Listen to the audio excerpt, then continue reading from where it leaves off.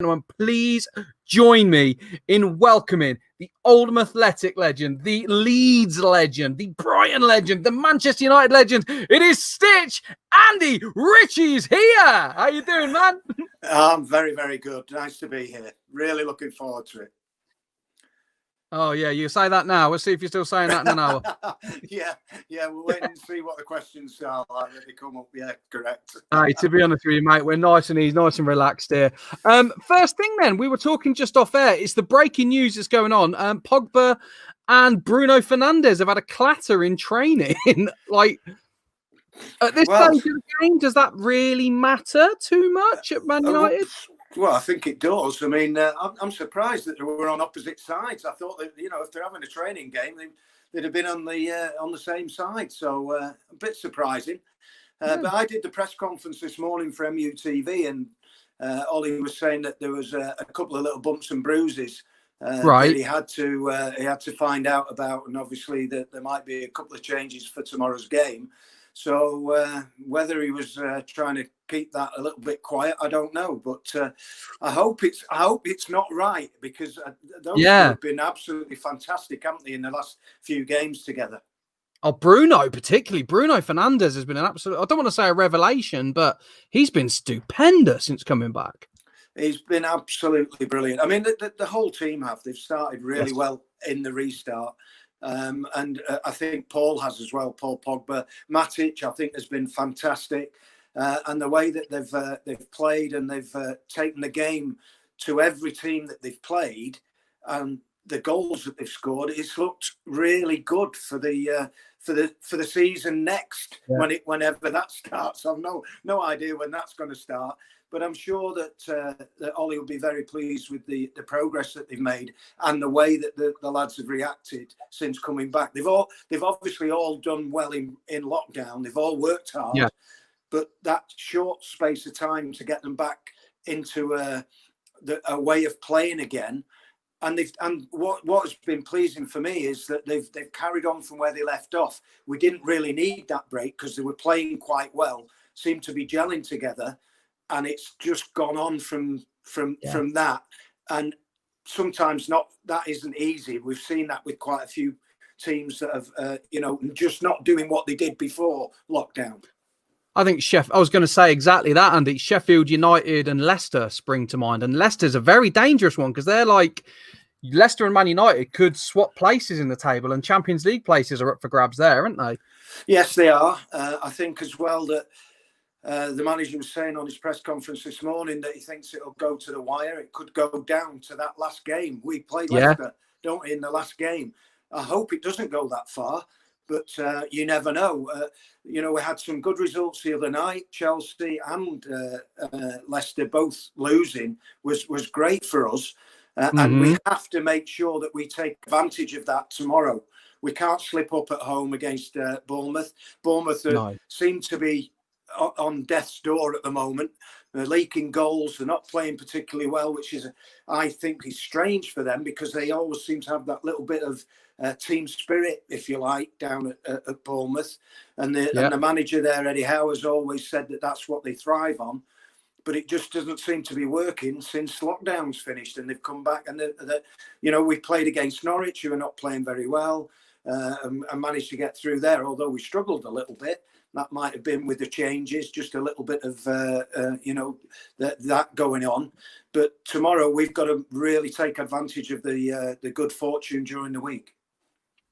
Yeah, the good thing about Man United as well, and it's always been this way, is when big star players like Pogba and Fernandes aren't playing, you've got those young lads that are chomping at the bit just to get in the team and prove themselves. And we've seen it this year with Williams and James and Greenwood. And you never know. Like, it does feel to me like Ollie's got something special happening there, and the lads will step up. Would you agree with that? Or do you think there's? I think what's happening as well is he's getting what is described as his ethos and the way he wants to run the football club.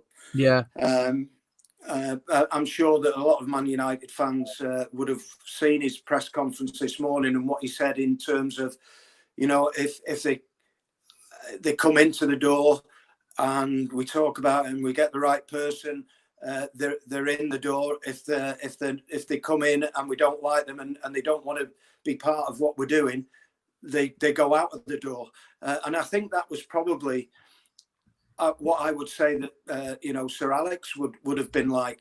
He wanted players that were into his mind in the way he wanted to play, and if he wanted to do it that way, it was his way. If you didn't want to do it, I know it's an old cliche, it's a highway. And I think that Ollie's on those levels. I think as well, I mean, with Sir Alex, nobody was bigger than the team, was there? Like, you had your David Beckhams, who was threatening to get bigger than the brand off.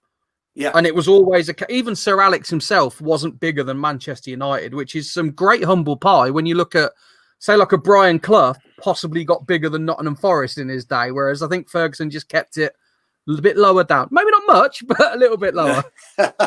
No, I think Sir Alex is obviously the most successful manager ever, and he was very strict in the way he wanted things to happen at the football club, and he did it his way, and nobody can argue it did not work. It worked. So didn't it? So you've got to take that on board. And I think Ollie is, from what I know of him, I've met him a couple of times, but everybody has said that he's an honest guy. He will speak to you. He will tell you what he wants to do, and he will try and get the best out of you. And he said this morning, he said sometimes it works, sometimes it doesn't. He said, but I won't change my values, and I respect him for that. Yeah, actually, it's quite nice to hear like a bit of honesty from managers, because that is what it is, isn't it? That's nice. That. Well, as you know, I've been a manager, and I was always I thought I was always truthful with my players, because that's the way I wanted to be treated as a player. I didn't want people to sort of sidle away from the truth or not tell me what was going on. I wanted to know if I was playing, if I wasn't, if I was being left out for this reason, if I wasn't. And I took that, hopefully I took that into my management, and I was honest with my players. And I told them if they weren't playing, I told them early enough, told them the reasons. And I think for me, that I hope that gained more of a respect. And I think that's, in my mind, is what Ollie is trying to gain. And he's had plaudits from his players. Nemanja Matic, not long ago, I think last week, was saying how he's been so pleased with how Ollie has treated him. I mean, why not be like that? You don't have to be underhanded. Well, absolutely, especially when you're dealing with like grown men that just everyone's pushing towards the same boat. Do you know what I mean? It's pretty simple. Right, we've got a few questions. Yeah, it is though, isn't it? Like, you're dealing with adults, you speak to them like adults, the results will come through. It's the same in any walk of life. Yeah, correct. A few questions that come in then. So any questions that come in, we're just going to throw them in randomly. Stevie Park, and you knew this one would come up. Did you get much stick from Man United fans when you went to Leeds? Excuse me. No, I don't think I did. And to be quite honest, I didn't get that much stick from the Leeds fans when I got there either. I think what the reason for that was because I obviously left Manchester United 1980, went down to Brighton and had nearly 4.5 years down at Brighton before I moved back up to Leeds. So I think that sort of 4.5 years gave me a little bit of grace between both sides, even though there was a massive rivalry there still at that time. I think it became even more intense when Leeds got back up to the Premiership. I think it intensified even more then. It helped that I was top scorer in my first season at Leeds, which I think endeared me to the fans a little bit. It softens the blow, doesn't it? Yeah, always helps. I think I worked it quite well between both teams, and so I didn't really get stick from either side. I mean, obviously I did a little bit, but it wasn't intense, which was quite pleasing, really. And the Leeds fans forgave you for that hat trick then? I think so. It's funny because I did score 2 hat-tricks, one against Spurs, one against Leeds. Yeah. And funnily enough, the one that is mentioned more by the United fans is obviously the one against Leeds, as you would expect. Yeah. But no, I didn't really get too much stick at Leeds, and I was taken on board by the fans quite well, really. But like you say, it's a long time ago that, so it was a different era. Yeah, they're a good bunch of fans, the Leeds lot. Actually, I'm really kind of excited about them like coming up to the Premier League. Like, what do you think about Leeds finally getting back in the top division? Well, listen, you know, you need teams like Leeds. You need that rivalry. You need United Leeds need that rivalry. But Leeds, to every club, has always been one of those love-hate, well, more hate than love relationships where, you know, but they have got a fantastic following, and the teams that they will play, like coming to Old Trafford, Man City, there's always been that Yorkshire-Lancashire rivalry. True. Going to Liverpool, going to Everton. The Premier League does need Leeds United in it. I think it will be better for Leeds United being there. And it looks as though they might be making it this season. I think it's just a matter of formality now. I think they're going to see Leeds back up. And I hope they stay up because they are, as you said, they're a massive, massive club. And it's been too long, hasn't it? I think so. I'm putting all rivalry aside here. I'm actually talking from a football point of view. Yeah. That the Premier League needs teams like Leeds United in the Premiership. Yes. To be honest, is that rivalry still there? To be honest, because obviously, like the Manchester United Liverpool rivalry seems to be the big one, and then obviously City just beneath that. Is the Leeds thing? Is it still there? I tell you, if they get up this season, yeah, it's there. There's no doubt about that. It'll be like switching that light on again, and then it'll be there. No doubt about that. No, the rivalry will rekindle. Excellent, and that's what we want. That is what we want. Jamie Clifford's asked, do you think Manchester United can challenge for the title next season if they further strengthen the squad with a couple of big players such as Sancho or Grealish? Well, contenders? Yeah, I mean, there's big rumours about Grealish, and people say, you know, I've heard people saying, "Oh, it's a done deal already." I don't think that we will know until it's done. I think that's another really good thing about Ollie coming in and the way that the football club are now maybe being a bit more secretive about what's happening and what will happen.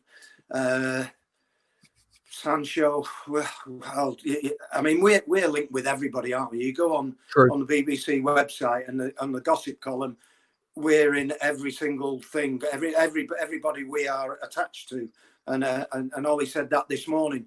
So I will think that this, the lockdown and what's happened with COVID will affect what we can do in the transfer market. We are a cash-rich club, but we're not, multi cash rich. So it will depend on who we can go for, who wants to come as well.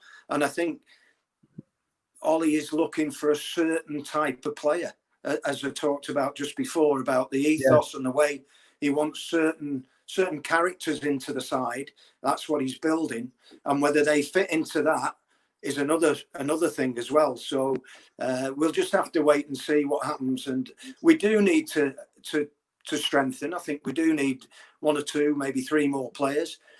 But in that respect, I think that we are resurgent, and I think we if we do get the right players, yes, I think we can do that next season, whenever that starts. Do you think Grealish is a good fit for Man United, though? Like, I ask everybody this, and I'm not convinced personally. But what's your thoughts? Well, I was talking about this today with a mate of mine who's a massive Man United fan over in Ireland, a good friend of mine, and he was saying, "Do you think he's the right fit?" And there's no doubt he's a fantastic player who can open up defenders and defences and can score goals. At the moment, he seems to be operating down the left-hand side for Villa, predominantly. But we know that I think he can drift inside and play in sort of that central role. Where is he going to play for Manchester United? That's my big question. Is he going to play down the left-hand side? I don't know, because the way we're playing at the moment and the way it's going, we've got pace down there. I wouldn't say that he is a lack of pace, but he's not like Marcus Rashford, and he's not like, say if Martial's down there or whoever's down the other side. So it's where he's going to fit in. That's the biggest question mark I've got in my mind. But I think he would be an asset to the football club, no doubt about it. Because I like the fact he's a young English player as well. That's always good. Yeah, that's a good a good plus point. I know that people will be saying about his his conduct levels, what he's done off the pitch and stuff like that. And listen, we're going back now to what Ollie was talking about the character of players and the caliber of player he wants to bring in. Does he fit into that caliber and that remit? We'll have to wait and see. But he's no doubt he's a talent. He would enhance the squad. I've no doubt about that. Yeah, that's fair. So here's another question that I ask: because what does it take to play for Manchester United? To like stand there, to cross that white line and realise you're playing for one of the biggest clubs in the world. Like that's going to separate the men from the boys. From your experience, what does that take?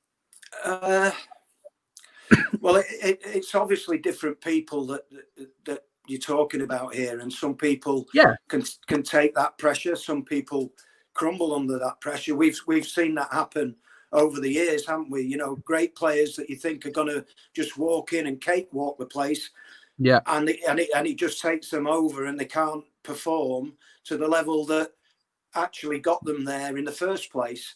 I was there. Which helped me I think tremendously as a kid. I think it does help you. I went through the system, which was totally different to what it is nowadays.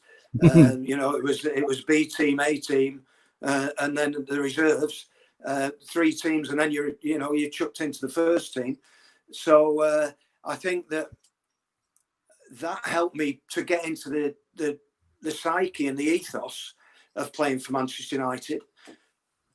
I never took it for granted. I never thought that I would ever make the first team. I had to work hard all the time, and that. But I wanted to get there. The things that happened, which probably don't happen as much now, were like when I was an apprentice. I'd go and maybe take a pot of tea to the first team dressing room, and knock on the door, and the door would open, and they'd say, "Yeah, what?" I won't. I know you've not got a bleeper. Go for it. It's fine. It's fine. Yeah. What the hell do you want? I brought the tea. Yeah, thanks. And then bang. And I wanted to be in there. I didn't want to be horrible to the young lads. That wasn't. And they weren't that horrible. It was just teaching you to gain that respect and to maybe think, I want to be in there. That's where I want to be. And I think that's what helped me towards when I did make my debut. I wasn't maybe, of course I was I was nervous. I was on the toilet about 3 times before I went out onto the pitch, and it was all there. But it helped me in terms of when I got on that pitch. It meant so much to me that I didn't want to fail, and hopefully I did do my best, and I don't regret leaving Manchester United because I had to further my career, but I still wished I'd have been there a little bit longer. Was it a difficult decision at the time then to leave Man United? Not really, because I'd had talks with Aston Villa, went down there. Ron Saunders was the manager. Found him so dour that he wasn't the man for me. And I came out of there, went down there with my father, and we went and had a chat with him, and he took us to the training ground. And there was a lad there at the time, Brendan Ormsby, who had played in England under-15s with. And Brendan was there, and I had a chat with him and all this. And they had a fantastic training facility. It was better than Man United's, really, when I was still there, because we only had the Cliff, which was one pitch, the indoor facility, whatever. They had, I think, is it called Bodymore Heath? I think that's what it was called. And they had 4 or 5 different pitches. It was a great facility. But just couldn't have signed for him. And I got back in the car, and my dad said, "What do you think?" And I said, "No, it's not for me, Dad. He's not for me." And it was the first time I'd ever heard my dad swear. And he turned round to me, talked to me, and he said, "You're too be right. You're not signing for him." And I was like so shocked. I went, "Dad, you just swore. Well, I've never heard you swear before." And he just said, "Listen," he said, he's not the manager for you." And then I spoke to Chelsea. I went down to Chelsea. I had a chance to speak to them. The manager there was Sir Jeff Hurst, and just didn't fancy it. Ray Wilkins was there at the time, and Ray, I spoke to Ray while I was there, which I thought Ray was a fantastic player. God rest his soul. I loved him. We became very good friends when he came up to United the year after. And then I spoke to Newcastle. So when Brighton come in, I took the hint that I thought I wasn't wanted. So when I went down to Brighton and spoke with Alan Mullery, he just sold the club to me. You know, they were new into the first division. They had some fantastic players: Mark Lawrenson, Steve Foster, Jimmy Case came later on. People like that, really good players. And I just thought, I've got to go and start playing and being a first team for me to become a better player. And Brighton was the place that I thought that might, help me in that goal. And it did, clearly. Yeah, I hope so. Yeah, definitely.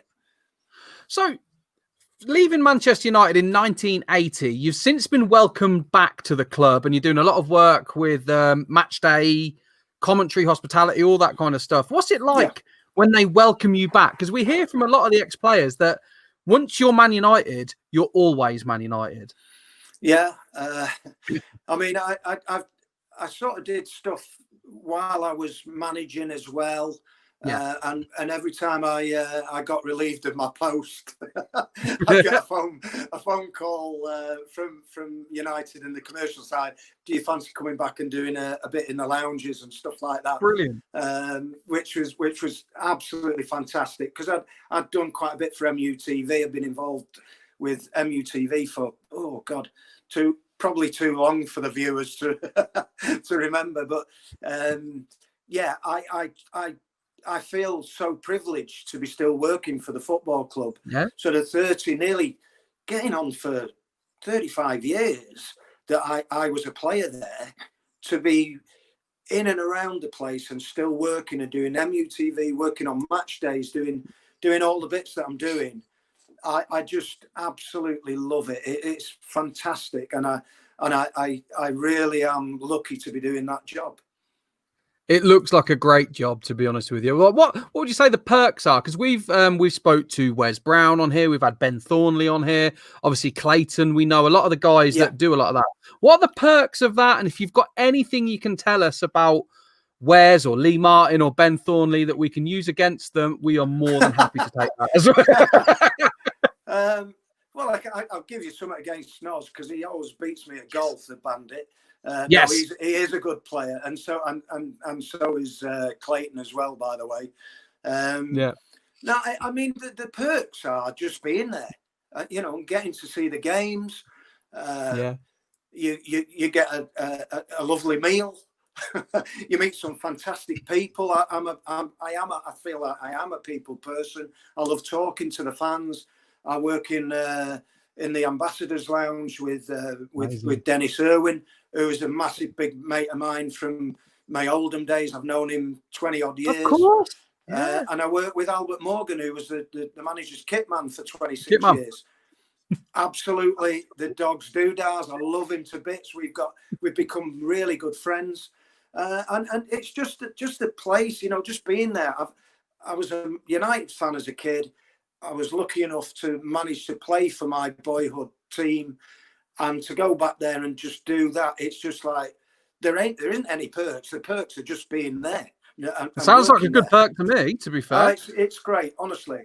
I enjoy every single minute of what I do, and hopefully it won't be too long until we're back doing what we can do, and making the the match day experience as good as we can for all our supporters. Excellent, great answer. I'm going to go to a few more questions from the customers, from the viewers. I beg your pardon. It just reminded me, actually, Albert Morgan is actually someone. I'm just going to put this out there because I know my boss watches this. I would love to interview the kit man, because that's kind of a role that is hugely important, but I don't know anything about. So I'm just putting that out there because I know Jamie's watching this. So if you can get me Albert, I'd love to talk to him. I'm sure Clayton will get you Albert, no problem. I would love. Do you know what? Because no one knows what the kit man does. He's been there for 26 years. I'm sure he's got stories, and I'm sure he'd be a fascinating man to talk to. So I'm just throwing that out because I know Clayton watches as well. So like, we're just putting that out there. Wayne Copley has asked, how was your time at Barnsley, and do you think they will stop up? Oh, my time at Barnsley was brilliant because obviously ended in promotion. Yeah. In 2008. So, yeah, it was brilliant because I was lucky to get a promotion as a player with Oldham to the old First Division, which then became the Premier League. And then to get a promotion as a player and then as a manager, I don't know. I think that as a manager was just a little bit better than a player, because everybody takes on board what you want to do. It's like Ollie is what he's doing now. You've put that sort of game plan into them. This is how we want to do it.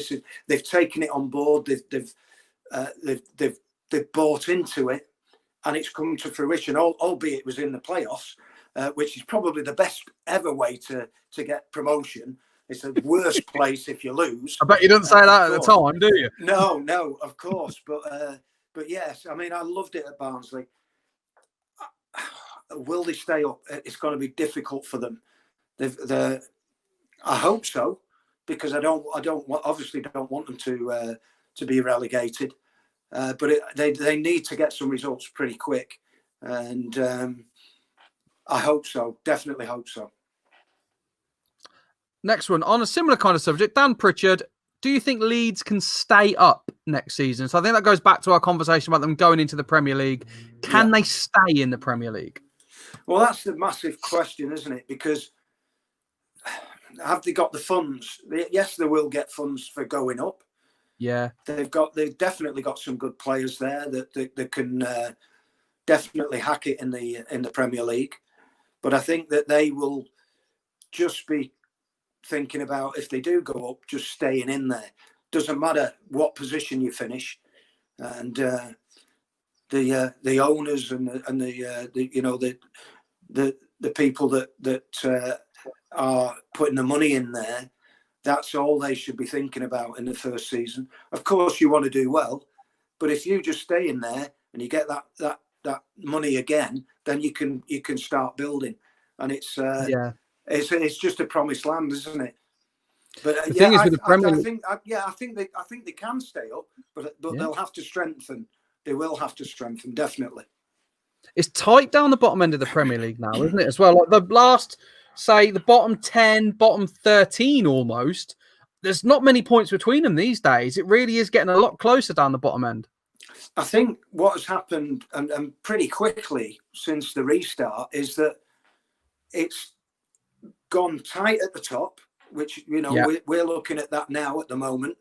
And it's gone tight at the bottom, because the bottom clubs that probably you thought would be okay, Bournemouth, one of them, maybe. Yeah.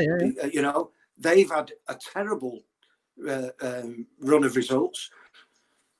Norwich have had a terrible run of results, and it's sort of brought everybody together. And the ones in the middle are thinking maybe we're all right here. We can, if we get another couple, 2-3 results, we will be all right.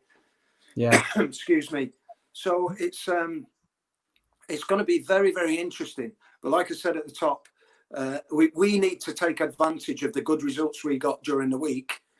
We can't afford to slip up. I think we've done that a few times this season, where Chelsea have lost points, where maybe Spurs lost points and they've dropped out of it a little bit. We've got to make sure that we step on the pedal tomorrow. When we get out there, we've got to go for them straight away. We've got to put them on the back foot straight away, and they're thinking, "Oh no, it's happening again. We're going to get a battering here at Old Trafford." So I think we've got to be really positive tomorrow. I think you will do. I mean, I'm a Newcastle fan personally, and Newcastle beat Bournemouth 4-1 the other day. So, Manchester United, as much as it pains me to say it, are a better team than Newcastle are at the moment. So it's true. It is what it is. And you should be putting 4 past them again, quite comfortably. Well, hopefully. I mean, I don't really think it matters how many you score as long as you get the 3 points. True. If you get a scruffy win, that'd do me. Yeah, 3 points is 3 points. Yeah. Here's one for you then, Andy. Liverpool finally winning the Premier League, right? As a Man United dyed-in-the-wool supporter, works for the club. Well, go on. Get it out your system, mate. How was it? I was 2 steps behind Gary Neville. Oh, really? No.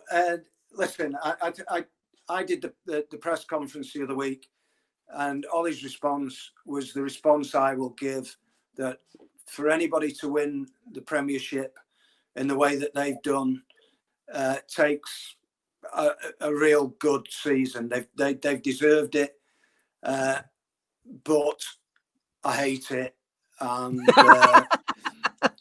that's it. We'll move on. Back to you, Andy.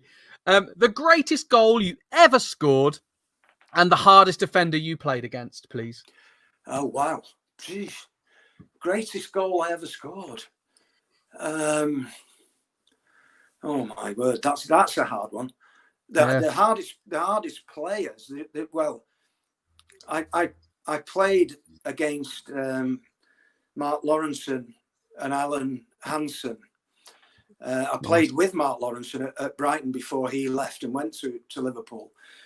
But in terms of the hardest pair of centre-halves that I played against, in terms of football and the way they were great players, read the game well, they were both quick.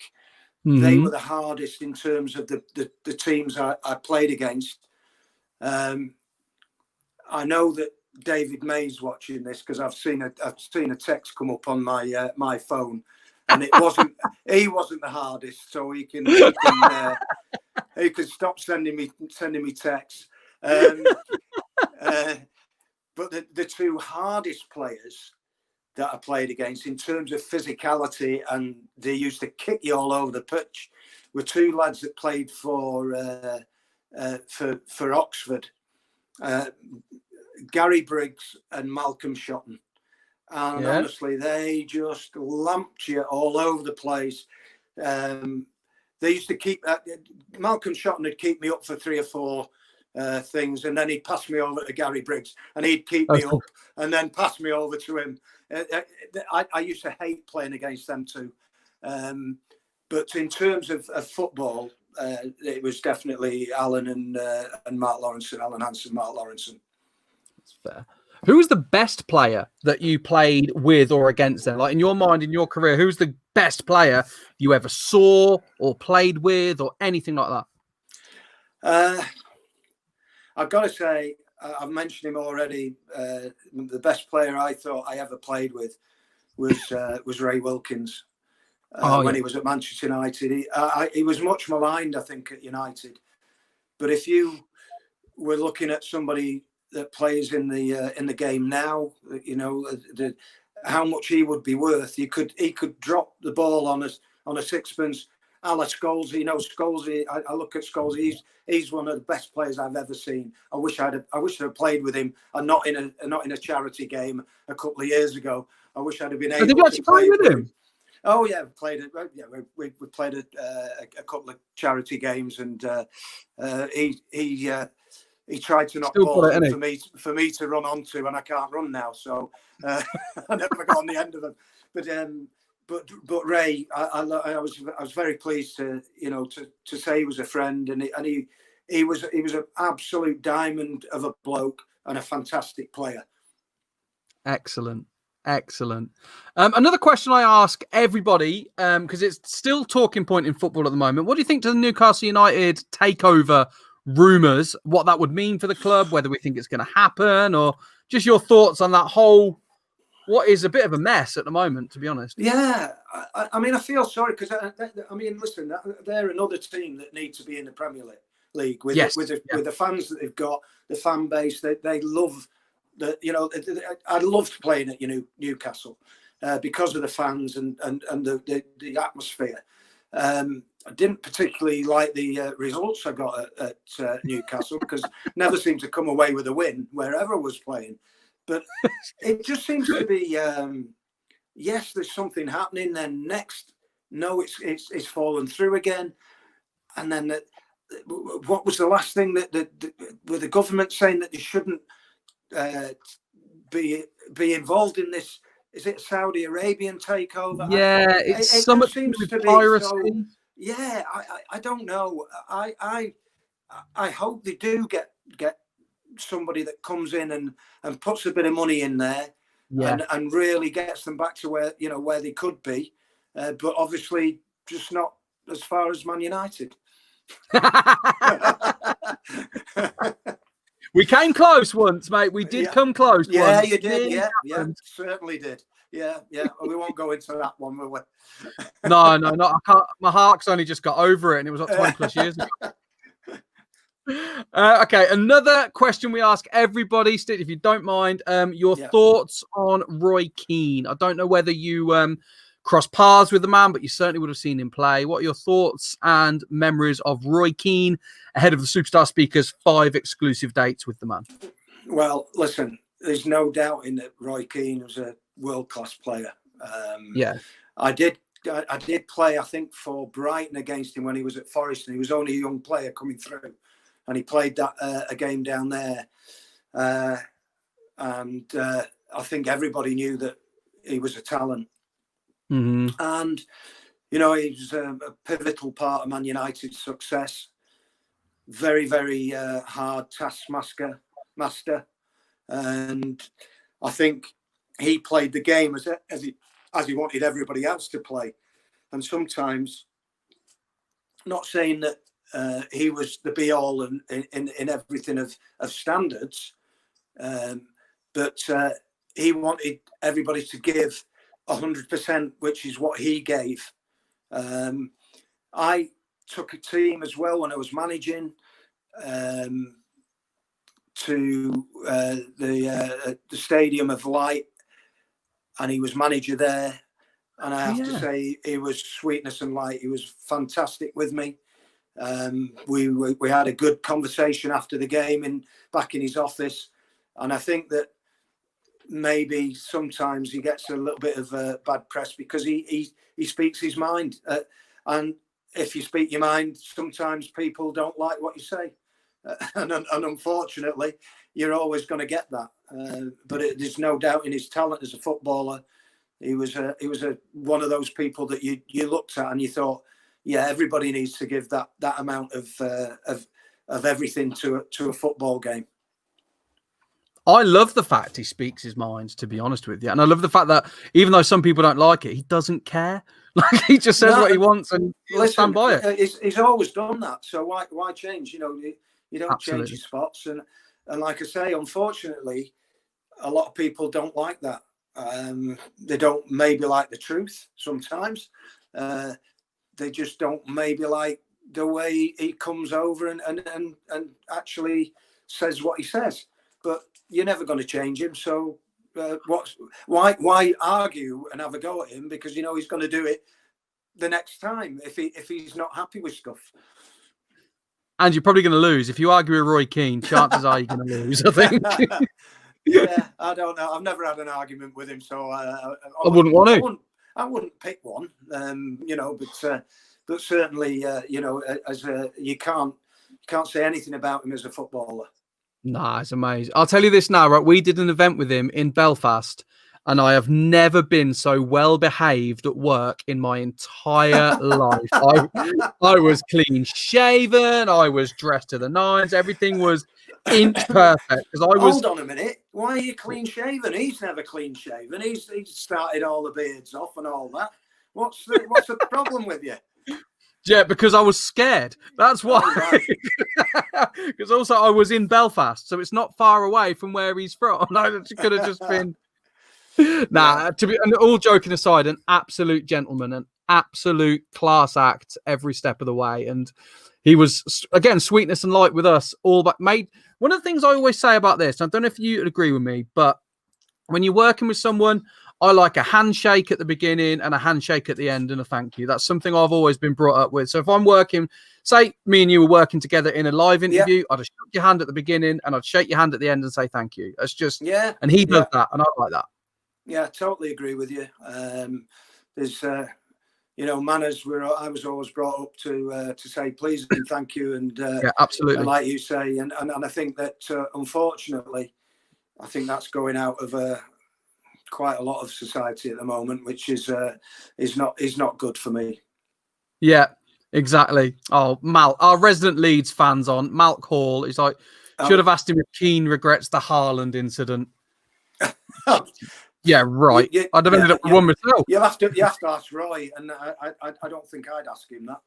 I'm not going to. I don't know. Listen, probably he does. I don't know, but you don't. I don't think that for one moment he went out to injure him as he did.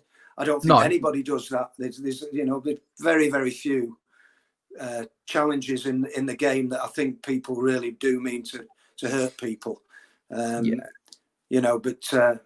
I don't think that he would probably be that proud of it if you really pinned him to the floor. I don't think he would be. But I don't think you'd be able to pin him to the floor, would you?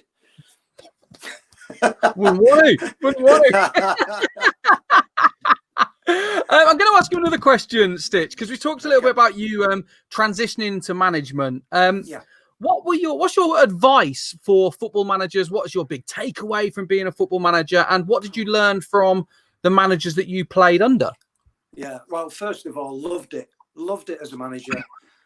Never ever thought when I was playing until maybe 2-3 years before I knew that I was getting towards the end of my career that I would ever envisage myself as being a football manager or a coach. Yeah.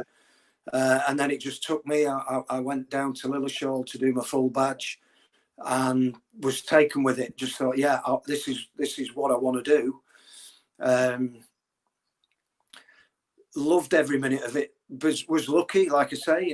I got a promotion, which was great. I've had enough of it now. I don't think I could control the players now without being absolutely stupid and ranting and raving. It's a different world now. I wasn't a ranter and raver. If you ask any of the players that I managed, I wasn't that. If I ranted and raved, they knew that something was wrong because it was an unrare occurrence. It was rare. I loved the tactical side of it. I loved working with the players. I loved having that camaraderie with them and being honest with them and working with them, trying to make them better players. I loved being a manager. I must admit it was the next best thing to being a player. There's nothing can beat being a footballer. No way. You looked after. You've got great mates around you. You're doing something that is a job, but is a hobby and a profession, and you're passionate about it. And then you get, well, sometimes you get the rewards. You know, I was very lucky in my career to get into semi-finals, to get to a cup final, to get promotions. Players go through the whole career not getting anywhere near it, not getting anywhere near a semi-final, nowhere near a promotion. You know, it's a very, very strange occupation where you can go through it and be very successful as a player, but not be successful in terms of trophies or promotions. And some are just go through the career and that's it. It's done. They've got nowhere near anything. It's a shame. And what managers inspired you then? When you were like, what managers did you play under that really like motivated you, inspired you? Well, Joe Royle, massively. He was the best manager I played under. Definitely management skills, the way he was with the players, the way that we trained, in terms of there was enough fun there, but it was always hard and it was always serious when it had to be. Yeah. Mike Bailey, I took a lot from Mike Bailey actually when he managed me down at Brighton for a short spell. He was very similar in his outlook to the way Joe played the game. He wanted to play it an attacking formation. I mean, when we were at Oldham, it was like if they scored 4, we'd score 5. You know, it was one of those type of games. And Mike Bailey, I really did take a lot from him as well. And I think it was just a glossary of all of them together. And hopefully I put that together and it made me the manager I was. And like I said to you before, I always tried to be honest with my players. I didn't want to pull the wool over their eyes. If they didn't fit into my plans, I gave them enough time and said, listen, this is not, you know, it's not next season. We need to, you know, you need to look for a club. And sometimes you have to make those hard decisions, but you have to tell them. You can't keep them dangling on a string till the end of the season and say, look, now you're surplus to requirements. I'd rather say to them, listen, unfortunately, I don't think you've got a future next season, but you're part of my team at the moment, and you're playing. I want you to, you know, to take that. It's a vehicle for you to make sure that you get yourself the best place that you can be next season, and you have to do that. I felt that I had to be honest with the players, because that's what I like I say I wanted from my managers, and I didn't get that all the time. No, I can believe that. A little point we were on about earlier, that like it's a different world now, football, isn't it? It's a completely different beast to what it was in your playing day, for sure. Like, how would you cope with things like social media and the sports science that goes behind it? Because the guys, they're like thoroughbreds now. It's like racehorses, isn't it? Well, I think sometimes I look back and I think if we had that sports science and the nutrition that was coming in towards the end of my career, you know, I had to have like a Lucozade instead of a pint after me games, or several pints in the playtime. But we were all like that. We were very, very fit. Don't get me wrong. We were all as fit as each other. But there's no getting behind it, no getting away from it. There was a drinking culture, you know, and we'd have a Tuesday club as much as every other team would, and we'd go out because we knew we were off on the Wednesday. All the lads would go out and we'd have a few pints and we'd have a good laugh. And then it started to come back in that you know, this nutrition and recovery. A pint was the worst thing that you could have after a football game, because you're already in dehydration. That dehydrated you even more. I often think, would I have been a better player? Would I have maybe would it have enhanced the way I played? I think probably it would, but I will never know. But like you say, they are thoroughbreds now. You know, and I got into that obviously with the management side of it. You know, fitness coaches, nutritional, everything, the psychology of the game. You know, and all that. I often do wonder whether I'd have been a better player for it? Probably yes. I don't know if better is the word, but I think you'd see like a lot of the ex-pros would have less injuries. I think there'd be a lot more. I mean, the Man United guys are all in immaculate shape, but I think there'd be a lot less injuries, a lot more. You'd probably get another 5 years on the end of your career. I think it'd be that level as opposed to being a better player. Because, I mean, you could say it about like a Brian Robson. I don't think he could ever have been a better player. I think you might have just got a bit more out of him with a few less injuries. Yeah. But what you also have to think back to is the number of players in the squads as well. Yeah. At those times, there wasn't 30 odd, there wasn't 33, 40 odd players in a squad that you could rotate. You know, when we got to the, I think that we got promotion or to the Littlewoods Cup final in 1990 at Oldham, we played something like 67, nearly 70 games, and it was crazy, you know. And at the end of that season, we just ran out of steam. We were playing 2 and 3 games a week, and that was because we only had 22, 23, 25 max players in the squad. So if you got 2 or 3 injuries, players were playing those 3 games a week. You know, we weren't training in between; we were just resting. So you know, it's. I think that the players not playing as many games now gives them a little bit of a more longevity, but also the benefits of this science around it has also, like you said, probably given them a little bit longer, and maybe has enhanced their careers and maybe made them better players in terms of fitness wise. They can last longer, maybe look better at the end of games. I don't know, but it would have been interesting to have had all that as a player when I was playing.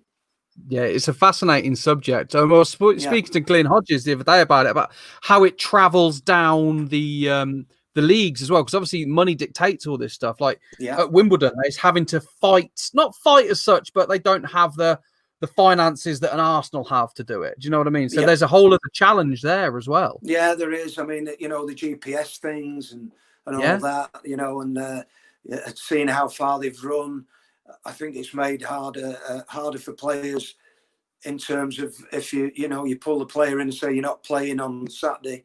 You know, when they didn't have all the GPS stuff, they could have said, well, what's your reasons, and maybe get around that way. I said, well, listen, you've only run 3.5 kilometres. What the hell? Everybody else is running 7.5. I've got it written down. It's on the computer. So, you know, things like that have made it more difficult, but easier as well, maybe for managers to put things across. True. But, you know, stats and stuff. I've never been a stat man, really. I've always tried to keep it to a footballing level. And say, look, you're not playing well enough at the moment, or you're not doing this. This is what I expect from you. I want you to be doing that, this and that and the other. You're not doing it, and give reasons that way. Not that you've only ran 3.5 kilometres instead of 7. Yeah, because I would have got the caught emotional out by side. that, no doubt about it. I'd have been the 3.5 kilometre man. The thing is with that though, right? And in the job that I do, where I get to interview all you like former professional footballers, the best stories come from them Tuesday night clubs and the drinking culture and the lack of social media, as opposed to I know everything that every footballer does these days. Do you know what I mean? Like, yeah, I want the stories of who was the biggest drinker, what kind of thing, like the Gazzers of this world, the Paul Mersons of this world. They're the best stuff, aren't they? Like those memories where there's no evidence, I'm sure, mean more to you than whether you ran 3K or 7K. Of course they do. I mean, you know, I think what helped us get to where we did, you know, the promotion at Barnsley was my assistant manager and physio, Rick Holden, who I played with at Oldham, and my other staff. We all valued a camaraderie and team spirit, and the players took into that. They were very much. It was very similar to what we had at Oldham, and we talked about that quite a lot, me and Rick, because we were in the midst of that. And yes, you know, there wasn't any social media. You could get away with things that you couldn't get away with now. You know, and we certainly did, in terms of going out and having a drink and things happening, you know, in pubs and what went on. And I'm sure that there's you know, that happened at a lot of football clubs. I dread to think what happened at Wimbledon and stuff, you know, places like that. But we played. We were such good mates on the pitch. Off the pitch made us even better on the pitch, because we would run through a brick wall for each other. Absolutely. Because of that team spirit that we had off the pitch. And that's what I mean. Joe had such a great, Joe Royal just had such a great way of balancing that out, in terms of knowing what he would allow us to do, and then step on us when he knew we'd got out of line a little bit. And he had spies all over the place, Joe. He knew what we were doing, you know, and it was great, because he really gave us that little bit of a leash. And I think we did that a little bit at Barnsley, and it paid off for us. Absolutely. So I've got to ask you, Andy, who was the biggest drinker in your time? Oh, there must be a name. Biggest drinker. It certainly wasn't me. I liked a bevy, but it definitely wasn't me. Specific drinker. Oh God, I can't out anyone, can I?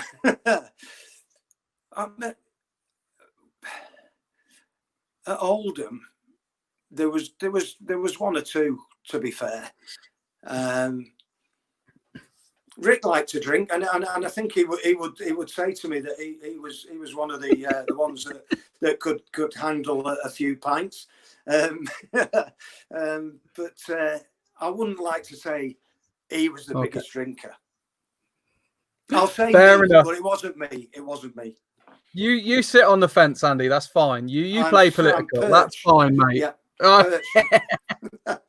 Well, actually, in all fairness, Andy, that does bring us up nicely to the hour. We've had a good hour conversation. Brilliant. I could have carried on talking to you for another hour. You're a very, very easy person to talk to. Cheers. So I thank you very much for that. And on behalf of everybody at Superstar Speakers, thank you for giving us your time this Friday evening. It's been a pleasure. Really enjoyed it. Yeah, and it brings back quite a few memories. Good. Thank you very much. Like I said, the pleasure is all mine. Ladies and gentlemen, the wonderful Mr. Andy Ritchie, Stitch. Cheers. No worries.